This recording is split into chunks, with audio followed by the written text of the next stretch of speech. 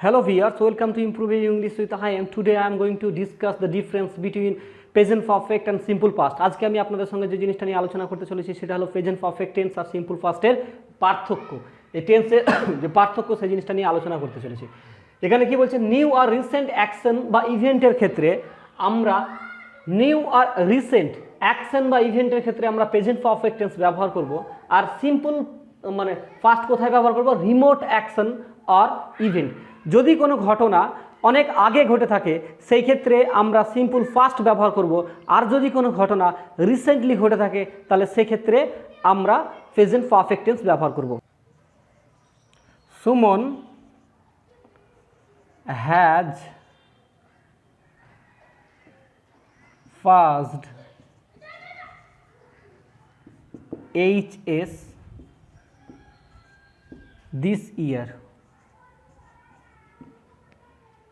Suman has passed HS this year. Deepa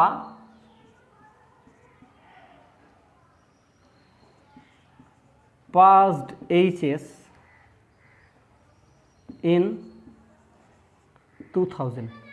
তাহলে এখানে কি যে এই বছরে সুমন এইচএস পাস করেছে, আর এখানে দীপা 2000 সালে এইচএস পাস করেছিল।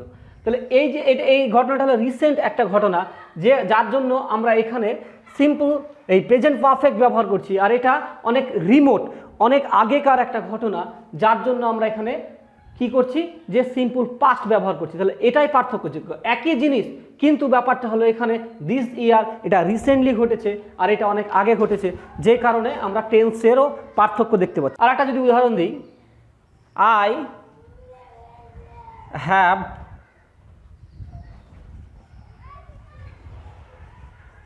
played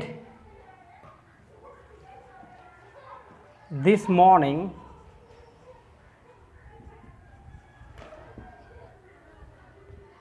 আর যদি বলি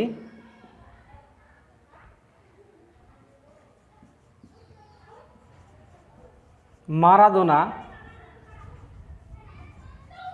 played football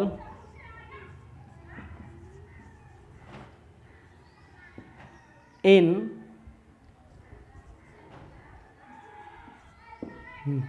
1990।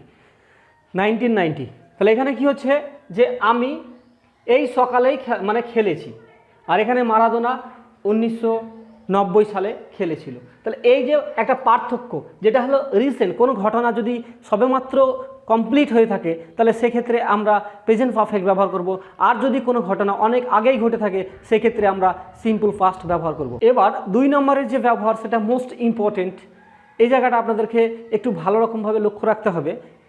এখানে কি বলছে, এই যে নিউ ইনফরমেশন যদি নতুন কোনো তথ্য দিয়ে থাকে তাহলে সেক্ষেত্রে আমরা প্রেজেন্ট পারফেক্ট টেন্স ব্যবহার করব, আর যদি একই টপিকের ওপরে বা একই বিষয়ের ওপরে যদি কথোপকথন চলতে থাকে তাহলে সেক্ষেত্রে আমরা সিম্পল পাস্ট ব্যবহার করব।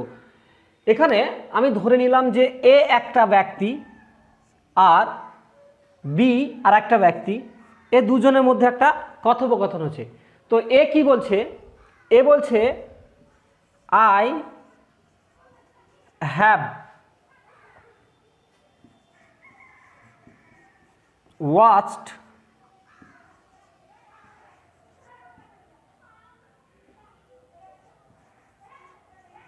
বাহুবলী। এবার বি ওকে প্রশ্ন করছে, when did you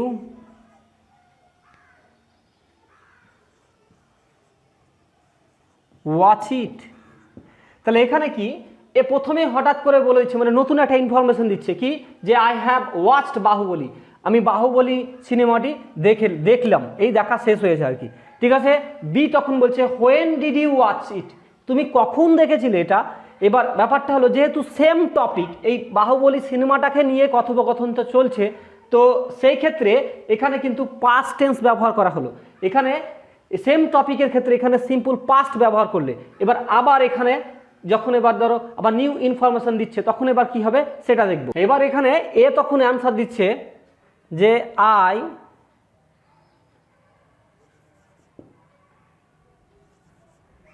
did it 5 hours ago, আমি এটা 5 ঘন্টা আগে আর কি দেখেছি।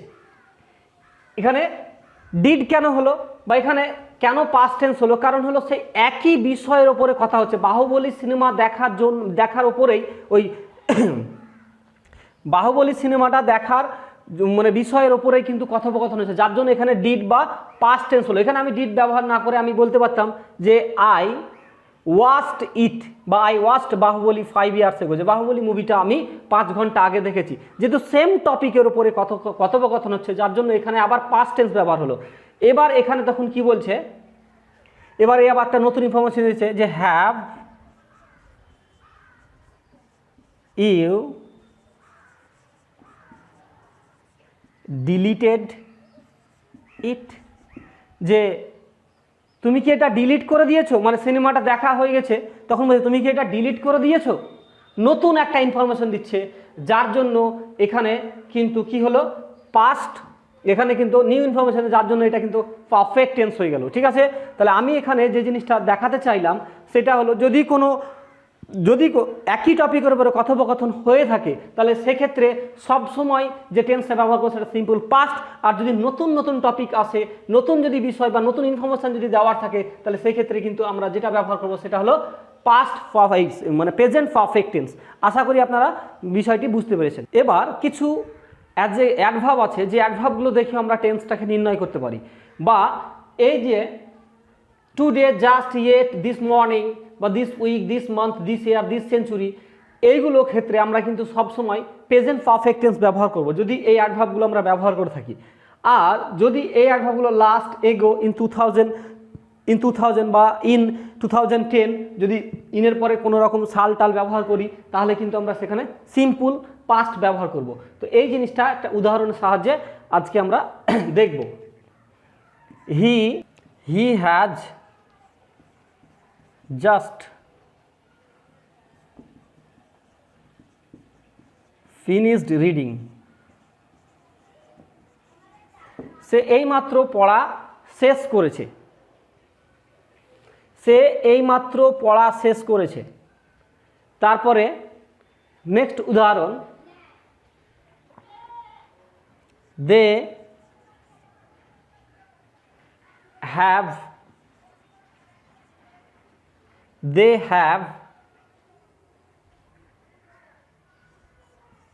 got a job this week দিতে পারি, বা মন্থ দিতে পারি, বা ইয়ার দিতে পারি, বা সেঞ্চুরিও দিতে পারি, বা সেঞ্চুরি দিতে পারি, বা এখানে he has got a job today, এখানে টুডেও দিতে পারি। তাহলে এক্ষেত্রে জাস্ট, তারপরে this week, this month, this year, this century, এগুলোর ক্ষেত্রে আমরা প্রেজেন্ট পারফেক্ট টেন্স ব্যবহার করতে পারি। তারপরে ইয়েটের একটা উদাহরণ নিয়ে নিই, যে she has not completed it yet, সে এটা এখনো পর্যন্ত শেষ করে উঠতে পারেনি। তাহলে এখানেও আমরা ইয়েট, তারপরে এখানে দিস, তারপর জাস্ট বা টুডে, এই সমস্ত যে অ্যাডভার্বগুলো আছে, যে এর সাহায্যে কিন্তু আমরা টেন্সকে নির্ণয় করতে পারি, বা এই অ্যাডভার্বগুলো প্রেজেন্ট পারফেক্ট টেন্সের ক্ষেত্রেই ব্যবহার হয়। এবার আসবো মানে সিম্পল পাস্টের ক্ষেত্রে যে লিঙ্কারগুলো লিখে রেখেছি সেইগুলো, যে অ্যাডভার্বগুলো লিখে রেখেছি সেইগুলোর ব্যবহার। হি returned home last year বা লাস্ট মান্থ বা লাস্ট মানে লাস্ট উইক, এই সমস্ত ক্ষেত্রে আমরা কি করলাম, যে লাস্ট আছে তো সেক্ষেত্রে আমরা কিন্তু সবসময় কি ব্যবহার করলাম, আমরা কিন্তু সিম্পল পাস্ট টেন্স ব্যবহার করছি। তারপরে দে did it 2 years ago, তারা এটা 2 বছর আগে করেছে। তারা এটা 2 বছর আগে করেছে। এখানে এই যে এগো আছে, এখানে এগো, লাস্ট আছে, এগো আছে, এগুলো থাকলে কিন্তু সিম্পল পাস্ট হবে। তারপরে I have passed, I passed HS in 2008। তাহলে এখানেও কিন্তু 2008 সালে আমি এইচএস পাস করেছি। এই জায়গাটার ক্ষেত্রে কি হচ্ছে যে এখানেও কিন্তু পাস্ট, সিম্পল পাস্ট টেন্স ব্যবহার করছি। কারণটা কি? কারণ এখানে যদি কোনো ইনের পর যদি কোনো ইয়ার থাকে, সে ঘটনাটা অনেক আগেই ঘটে গেছে, রিমোট আর কি। তারপরে এখানে এগো আছে, এখানে লাস্ট আছে। এই অ্যাডভার্বগুলোর সাহায্যে আমরা কিন্তু টেন্সও নির্ণয় করতে পারি, বা এই অ্যাডভার্বগুলো আমরা এই টেন্সে ব্যবহার করতে পারি, সেই জিনিসটা আমরা দেখলাম। ভিডিওটি কেমন লাগলো সেটা অবশ্যই কমেন্ট করে কমেন্ট বক্সে জানাবেন। যদি বুঝতে কোনো সমস্যা হয় তাহলে কমেন্ট করে আমাকে অবশ্যই জানাতে কখনোই ভুলবেন না। ভিডিওটি যদি ভালো লেগে থাকে তাহলে অবশ্যই আমার চ্যানেলটি সাবস্ক্রাইব করুন এবং বন্ধুর সঙ্গে শেয়ার করতে কখনোই ভুলবেন না। ভিডিওতে একটা লাইক অবশ্যই দেবেন। তার সঙ্গে সঙ্গে ভিডিওটি দেখার জন্য অনেক অনেক অভিনন্দন।